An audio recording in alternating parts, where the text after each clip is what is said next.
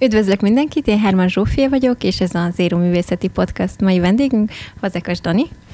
Sziasztok, köszönöm szépen a meghívást. Dani 2020-ban végzett képgrafika szakon a Magyar Képzőművészeti Egyetemen. Friss diplomásként a 8. kerületi 8,5 alkotóövezet egyik műtermébe költözött, és ugyanitt első szóló kiállításával mutatkozott be Pszichotikon címmel. A kiállítás anyagának központjában a traumafeldolgozás van ekköré építve, a digitális valóságból és a fogyasztókultúrából népszerű elemeket használja fel sajátos narratívákat felépítve, melyekkel társadalmi problémákra világít rá.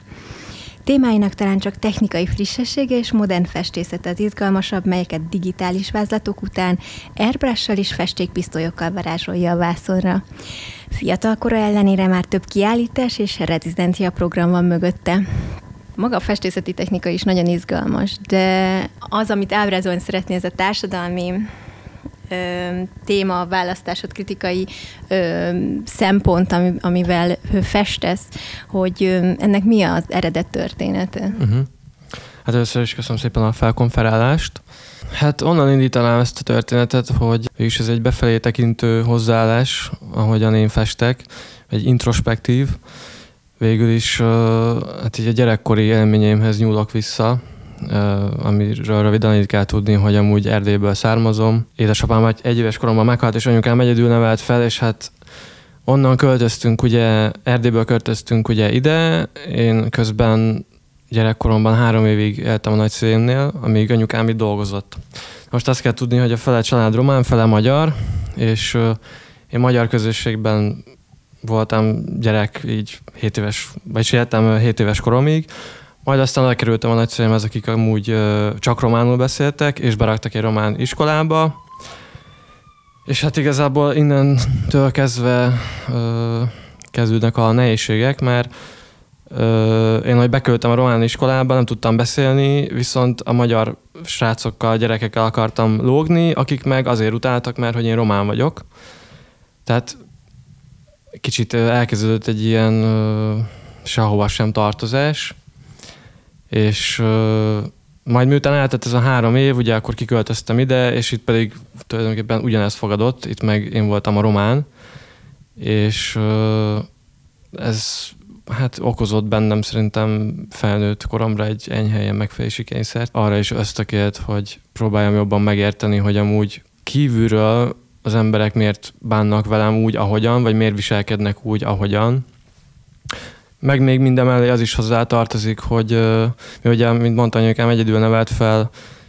Jó, nem kellett nélkülöznem meg semmi ilyesmi, de hogy azért nem mindig a legújabb divat szerint tudta nekem megvenni a ruhákat, vagy éppen volt olyan, hogy mondjuk volt egy pólomból 5 darab, és akkor amiatt cikiztek, hogy erdélyi vagy a román gyerek már megint ugyanabban a ruhában van, és hát ezek bennem azért elég komoly nyomokat hagytak.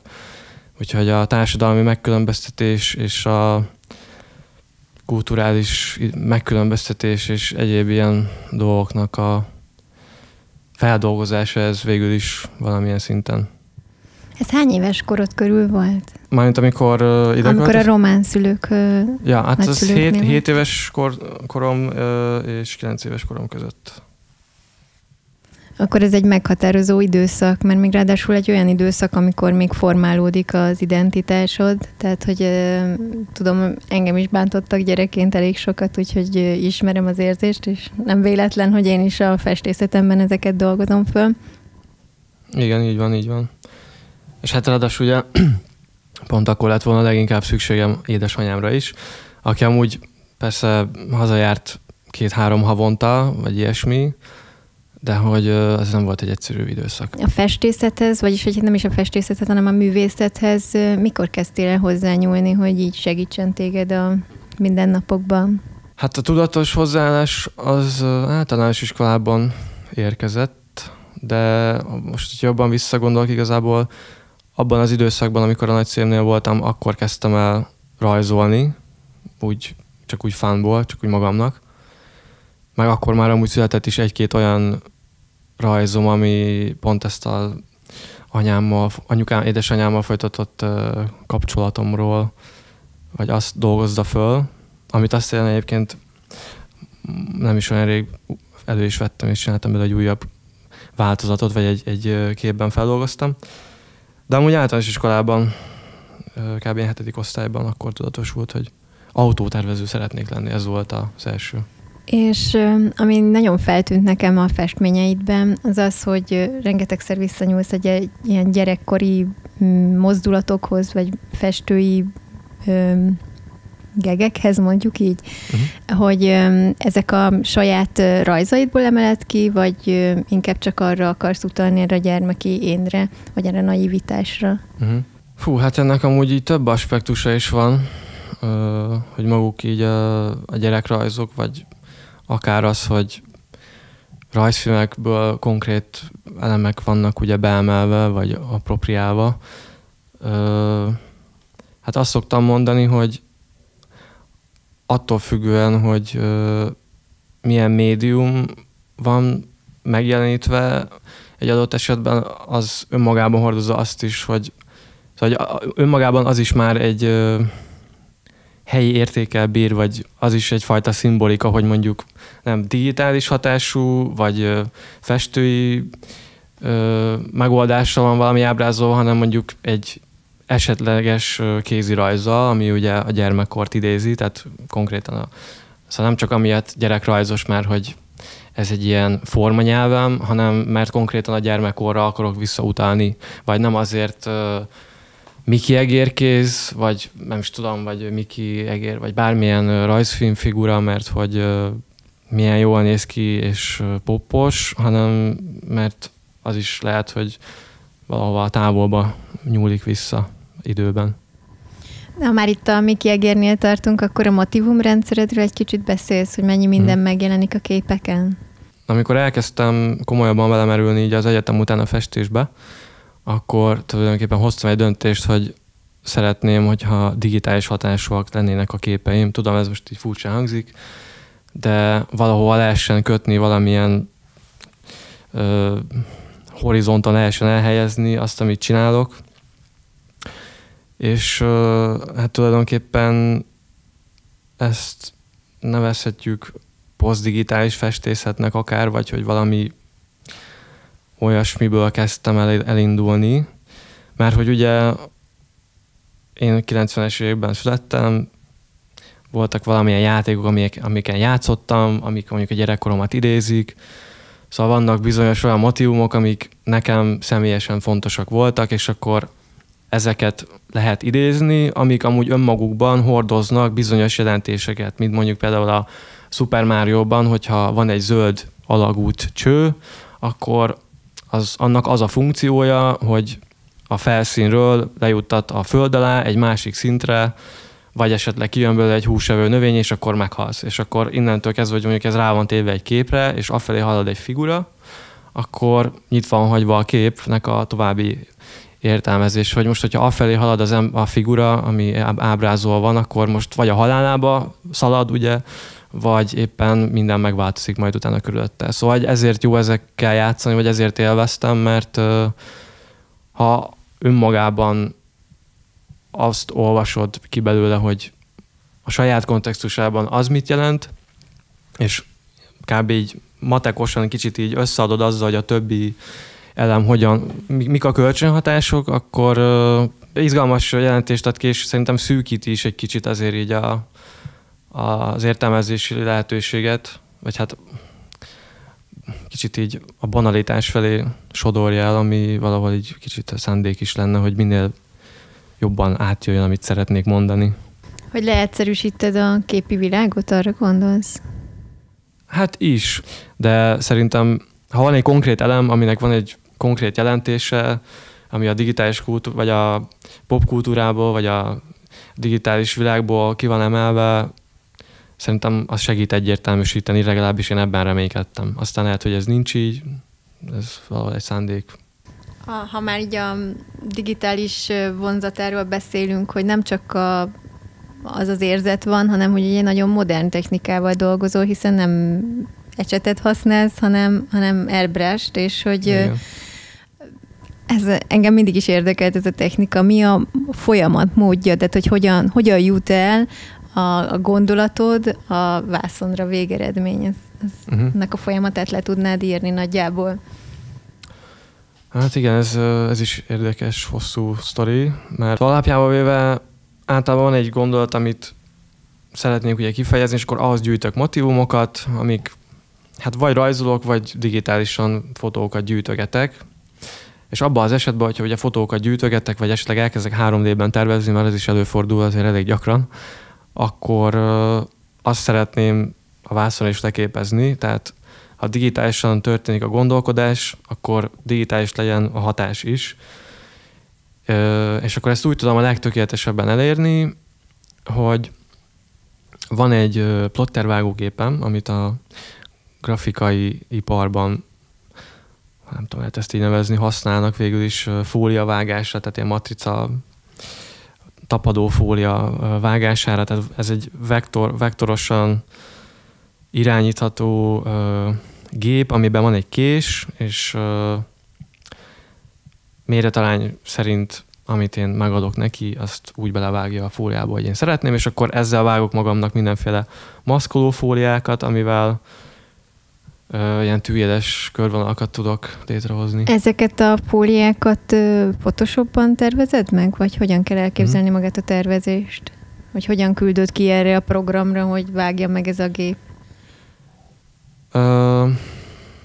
Hát ez úgy néz ki, hogy ugye többféle Adobe szoftver van, és hogyha mondjuk Photoshopba összekollázsolok egy képet, akkor utána átdobom Illustratorba, ami egy ilyen vektorgrafikus program, például azzal tervezik a logókat, ugye, vagy az ilyen nagyméretű grafikákat, és hát ott tulajdonképpen a körvonalakat átrajzolom, és azokat a körvonalakat fogja vágni a gép. Tehát akkor csak a körvonalakat küldöd ki ennek igen, a gépnek? Igen, de aztán akkor meg tulajdonképpen kiszínezem. De ez nagyon sok munka ezek szerint. Hát rohadt sok, igen. Pláne amikor mondjuk, hogyha 3D-ben meg is tervezem, tehát hogy full komplett az egész vizuál az saját.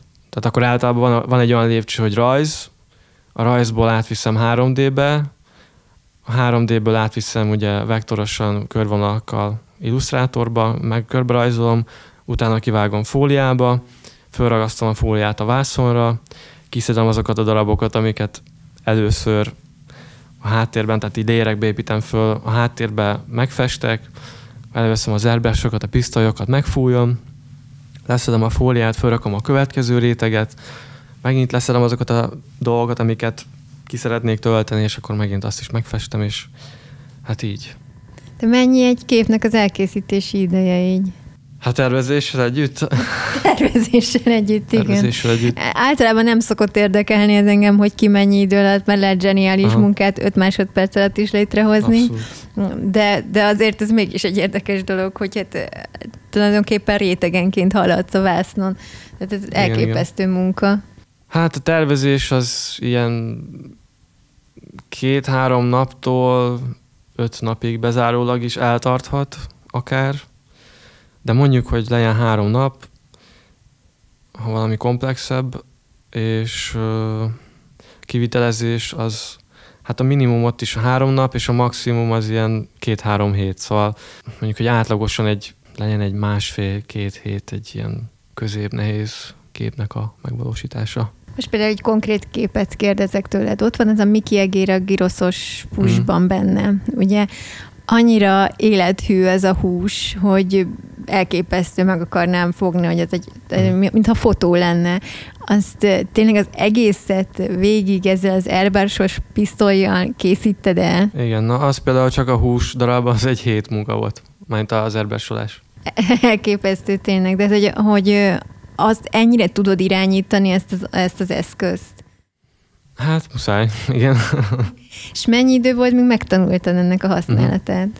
Tehát ez folyamatosan alakult. Igazából, amikor elkezdtem műtermezni, akkor ecsettel csináltam mindent, de úgy, hogy már azok is digitális terv alapján készültek, és minden barátaim, meg mindenki így mondogatták, hogy haver, miért nem fújod? Tehát ez egyszerűen teljesen fölösleges ecsettel, meg sokkal lassabb, darabosabb, csíkos, ecsetnyomos, és akkor eleinte még nem airbrush vettem, hanem ilyen lakfújó pisztolyokat, amiket most is használok, és akkor azokkal kezdtem el fújni, és akkor szép lassan átmenetek, kisebb-nagyobb dolgok, és akkor jöttek a részletek, mint például a gyroszhús. Több lépcső volt az eszközöknek a finomságában, mert az airbrushokban is többféle van, mert van olyan, ami kétaxisos, hogy nyomod, és közben levegőt is, meg a festék mennyiségének a kiáramlását, meg mindent tudsz állítani egyszerre. Meg van olyan, hogy lenyomod, és akkor jön az csá. Eleinte egy ilyen bugyutább verzióval fújtam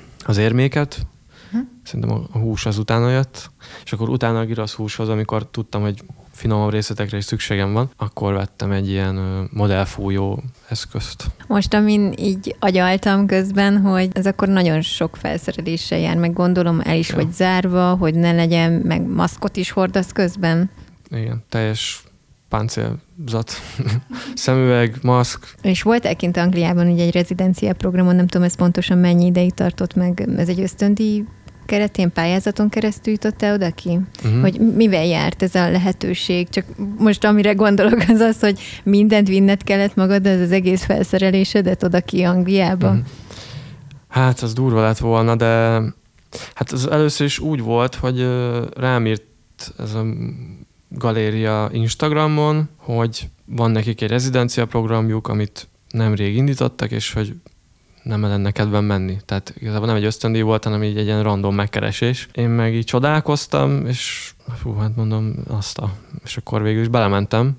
1 hónap volt, állták az utazást, szállást adtak, műtermet adtak, vásznat adtak, igazából csak a festéket kellett megvennem. Hát kivittem az airbrushaimat, meg a pisztolyokat, és az volt a szerencsé, hogy kint volt kompresszor a műteremben, illetve a maszkoló fóliáimat, azokat itthon előre kivágtam. Tudtam, hogy 4 képet fogok csinálni. Mind a 4 képet 2-szer kivágtam, földaraboltam, beletettem egy csőbe, beletettem a bőröndömbe, és azzal utaztam ki. Igen. Hát akkor ez egy kemény munka neked rezidencia programról elmenned, eleve már fel kell készülned előre, hogy mit tervezel, meg mit akarsz ezek szerint. Igen, de azért jó, bevallom, 1 képet ott végül is rögtönöztem, és akkor kölcsönkértem egy projektort, és akkor kézzel megpróbáltam úgy kivágni, meg úgy hajlítani a maszkolószalagokat, hogy kb. Kijöjjenek az ívek, szóval most már próbálok ezen lazítani, meg más irányokba is elmenni, mert ez kicsit azért így nagyon zárt rendszer. És akkor ezzel a lehetőséggel volt egy kiállítás is, ugye? Igen. Készült vagy volt egy csoportos kiállítás. És mit adott neked még ezen kívül a rezidencia program? Hát hatalmas élmény, meg tapasztalatot. Tehát ott arról a galériáról, most kimondjam a nevét, vagy ez számít? Nyugodtan, persze. Ez Muzi Gallery, és hát ők szerintem, nem tudom, ezt illik mondani, de eléggé nagyipariban nyomják, tehát van nekik ott ez a rezidencia programjuk, és havonta már lassan 1,5 vagy 1 éve minden hónapban 3-4 művész meghívnak. Van 3 kiállítóhelyű, 2 Londonban, 1 ott Norwichban, ahol a rezidencia program is van. És hát olyankor ez így úgy működik kb. Mint egy család, tehát bemehetsz az irodába, beülhetsz a székbe, megnézheted az e-mailjeiket, megnézheted a 1,5 évre megtervezett programot, táblákat, együtt bent dumáltok, átjönnek grillezni, elvisznek ide, elvisznek oda. Szóval amúgy a teljes működésbe betekintést nyertem, bármit meg lehetett kérdezni, illetve ugye ők az egyéb nagyobb angliai galériákkal is kapcsolatban vannak, illetve név szerint ismerik, hogy kik azok az emberek, és akkor onnan is historikat hallani, hogy így mik vannak, hogy vannak. Szóval azért az nagyon sok tudást adott, azt hiszem. És akkor még továbbra is kapcsolatban vagy velük, ugye? Persze, igen. És hát úgy néz ki, hogy 2025. februárjában lesz majd náluk egy szóló kiállításom. Gratulálok hozzá. Köszönöm szépen. Amit akartam még kérdezni tőled, hogy most mondtad, hogy ugye lazítanál a dolgokon, az azt jelenti, hogy akár még vissza is térsz az ecsethez, vagy milyen lazításokról van szó? Hát akár az is, illetve most az a tervem, hogy kicsit ebből a posztdigitális világból átvenni egy személyesebb, ilyen rajzosabb formanyelvbe, szóval minél kevesebb olyan elemet használni, ami már van, vagy minél kevesebbet appropriálni. Hát egyrészt azért, mert olyan még nincs, amit én rajzolok, és az úgy izgalmasabb, másrészt meg gyorsabb és könnyebb is talán. Illetve azért vannak ilyen menekülési folyosók, hogy nem muszáj mindig mindent úgy kivágni, vagy előre megcsinálni, vagy próbálok valami olyat kialakítani, amiben nagyobb teret tudok adni a festés közben intuíciónak, szóval nem minden, mint egy gép, hanem lazábban. Ja, mert nagyon meg van tervezve, hogy akkor hogy kell alakulnia, és nincsen benne egy ilyen spontaneitás ebben a festési módban. Hát igen, tulajdonképpen a teljes intuitív döntéshozatal az így a tervezés közben történik, aztán meg egy kivitelező hozzáállás. Amint mondtál, hogy így lazítani szeretnél a technikán, viszont a témaválasztásnál mi motiválna az új képeknél? Vagy egyáltalán, hogy mi volt az eredeti képeknek is a célja? Igen, hát ugye volt ez a téma, hogy elindítottam a gyerekkoromnak a történetét.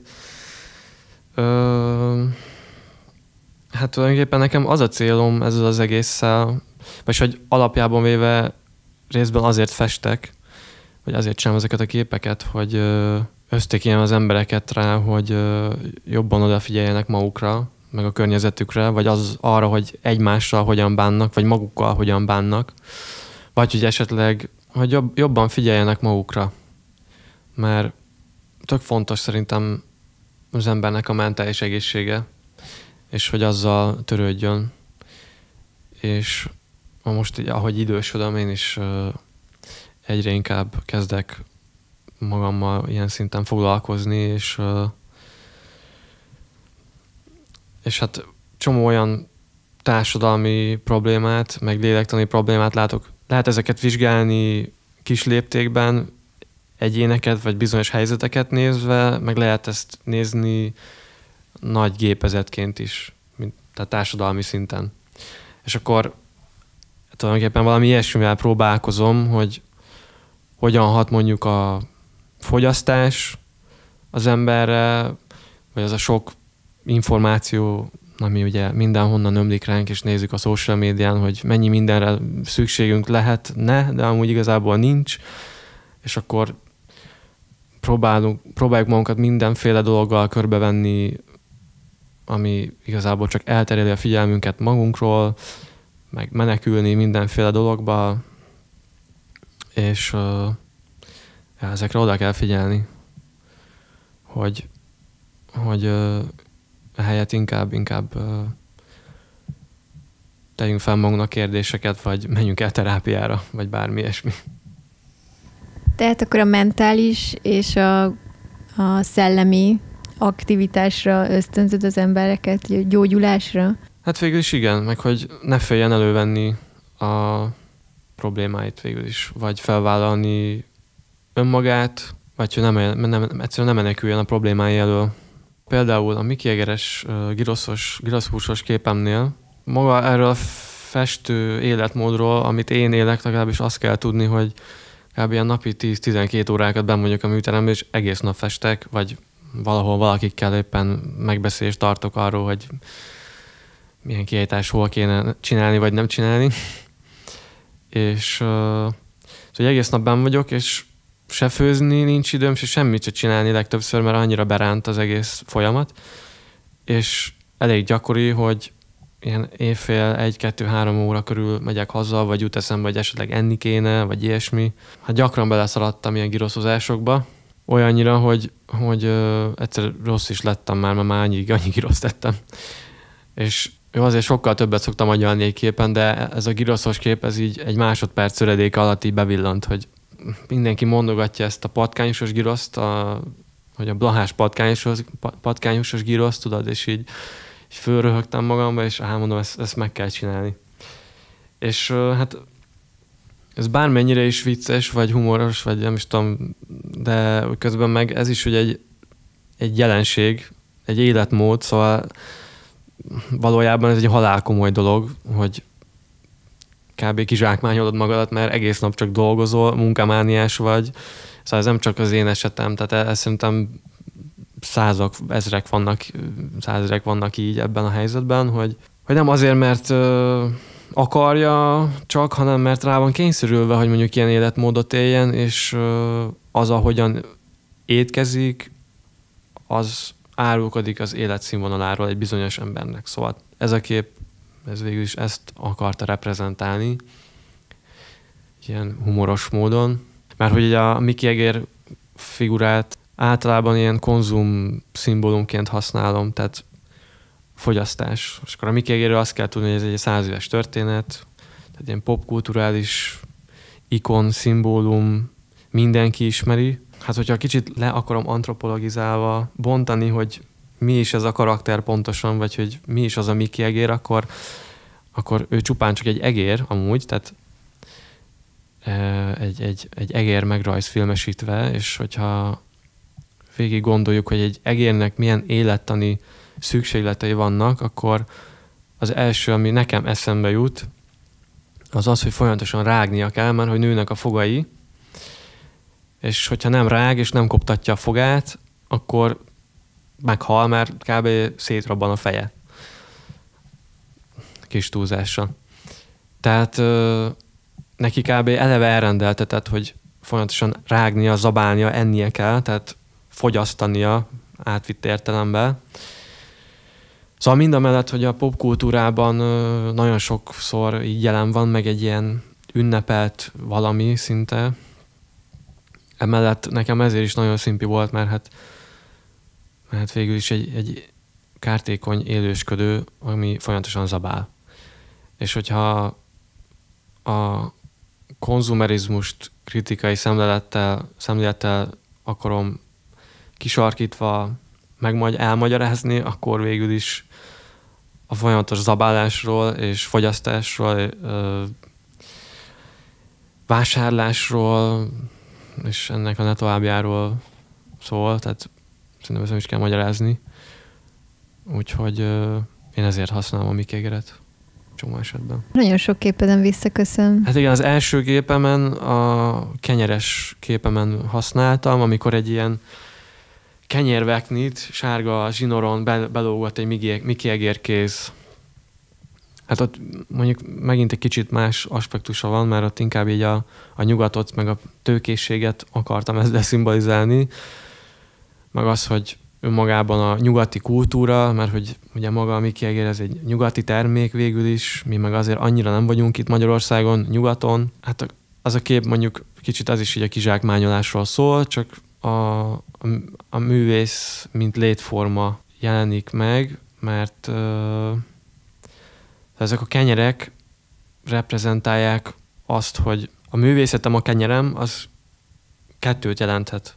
Vagy az, hogy abból élek meg, és akkor ez a kenyerem, vagy azt, hogy mivel muszáj alkotnom, mert van bennem egy ilyen késztetés, vagy egy elhivatottság, vagy bármi, ezért, ha kell, akár még a kenyeremet is, az ételemet is hajlandó vagyok beáldozni azért, hogy csinálhassam azt, amit szeretek. És ebben ez a kettőség, ez folyamatosan ott van, és az, hogy amúgy ez így valakitől függ, mert hogy ugye a művészek a felső társadalmi osztályt szolgálják ki évszázadok óta tulajdonképpen, és ez így van ma is. Miközben így meséltél róla, eszembe jutott egy gyermekkori emlékem, hogy az első ilyen rajz tanulós könyv, amit kaptam, az a Mickey Mouse fejen keresztül mutatta meg, hogy hogyan kell rajzolni egy fejet. A Mickey Mouse fejet kell.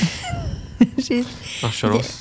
Nagyon durva, hogy tényleg, hogy így ennyire a részese volt a gyermekkorunknak, hogy mennyire jó kis motívumot találtál, amivel ki lehet ennyi mindent fejezni. Igen, de egyébként az amerikai rajzfilmekből nagyon-nagyon sok van, amik tökéletesen lemodellezik a szolgalelkű polgárnak az életmódját. De volt ez a kutya Goofy, vagy nem is tudom, mi volt a neve. Na mindegy, csak így eszemben van egy ilyen snit, hogy kiparkol az autójából, neki megy az autójával valakinek, és akkor a dugóban, és akkor így megy a munkába, és őrjön, tudod, az autóba, hogy nem tudod eljutni, hova akar. És ezt nézi a 4 éves gyerek, hogy mi fog rá várni felnőtt korában. Tehát ne aggódj, más nem is várhat rád. Szóval egy kicsit ilyen, hát nem tudom, van ebben nekem valami keserűség. És van benne egy ilyen jelenet, hogy igazából ez az ember idegbeteggé teszi, de valójában ez egy érzelmes lény, mert hogy még a legkisebbre is figyel, és akkor van egy hangja, amit majdnem összetapos, és nem tapos. Erre részre gondolsz? Hát ez a hangyás rész nincs meg, csak ez az őrjöngés, de... Mert nekem ez égett bele az agyamba, hogy úristen, még tényleg a hangyát se bántja, és igen. Mégiscsak a fogaskerék az úgy bedarálta, hogy egy idegbeteget csinált belőle, igen, és igen. Ezt nézzük, mint mese. Jó, de persze közben meg tök jó leírása, vagy megfigyelése így az életünknek, szóval, hogy közben meg így élünk, tehát ez egy kicsit ilyen kordokumentum jellegű, és szóval nem mondom, hogy erre nincs igény, vagy ne lenne szükség. Csak az, ahogy én látom ezt, vagy ahogy én gondolok erre, egyszerűen érzek benne egy ilyen keserűséget, hogy én nem biztos, hogy ezt szeretném, hogyha most, hogy már felnőtt vagyok, de közben meg pont, hogy ebbe vagyok én is, és mindezt úgy, hogy egyébként azt csinálom, amit szeretek csinálni, de ha nem dolgozok napi 12 órát, akkor muszáj mellette valami mást is csinálnom, mert hogy ha nem használom ki az időmnek a teljes kapacitását, és nem teremtek folyton valami lehetőséget arra, hogy esetleg eladjak egy képet, akkor el kell kezdenem valami olyasmit csinálni, amit rohadtul utálok, és akkor megint elkezdem magamat rosszul érezni, és akkor nem tudom, nem jó. Hát ez a mi létünknek a mozgatórugója, nem? Igen. Nehéz ezeket a dolgokat így kordában tartani. Nekem is túl sok mindent csinálok én is a szakmámban, hogy mert ez a missziónk tulajdonképpen. Igen, egyetértek. És sokan nem is gondolják azt, még ezt így hozzáteszem, hogy mennyire sok munka van mögötte, hogy azt gondolják, hogy ez csak elfesteget, de valóság az, hogy úgy kemény munka van mögötte, és nem csak a festés része az, amit ugye tartalmaz ez a szakma. Ja, nem. Hát én abszolút egy ilyen szócsőnek, vagy egy ilyen... Szóval ezen csatornázom ki a feszültségemet, vagy az indulataimat. Csomószor van olyan, hogy indulatból jön egy ötlet, hogy tényleg így valamire nagyon ideges vagyok, nagyon mérges vagyok, vagy nagyon tele van vele a hócipőm, és nagyon jól esik elmondani. És még van, aki meg is veszi, vagy meg is tudok belőle élni. Szóval abszolút van egy ilyen terápiás jellege nekem. Uh-huh. Igen. Gondolom neked is. Igen, persze. Egészségesen ezt gondolom így működik mindenkinél. Hát eleve úgy kezdtem el az egészet csinálni, hogy olyan terápiás céllal indult. Nekem is gyakorlatilag traumafeldolgozással indult az egész festészetem, mint nálad. De teljesen máshova lyukadtunk itt. Ez is nagyon érdekes, ugye, hogy egész más a kifejezésmódunk. Hát és még mennyi irányba elmehet? Így van. Köszönöm szépen, hogy itt voltál. Daninak van amúgy TikTok fiókja is, Instagram fiókja is, ezeket mind be fogom rakni majd a YouTube videó alá, úgyhogy rá tudtok kattintani, és kövessétek be munkásságát, mert nagyon izgalmas és érdekes munkákat készít, és fiatalosak, amit engem nagyon meg tudott ragadni, az az, hogy tényleg, hogy valahogy annyira jól leképezed ezt a társadalmunkat. Úgyhogy köszönjük szépen, hogy vagy, és folytasd tovább is a munkádat. Köszönöm szépen, és a meghívás, Zsófi, és tök jó, hogy csináltak ezt a csatornát, sok sikert kívánok hozzá, és nézni fogom az adásokat. Köszönjük szépen. És titeket pedig arra kérlek, hogy iratkozzatok fel mindenképpen a csatornára, és támogassátok az oldalt, hogy minél többen legyünk, és minél jobban tudjuk népszerűsíteni a művészetet. Sziasztok! Sziasztok!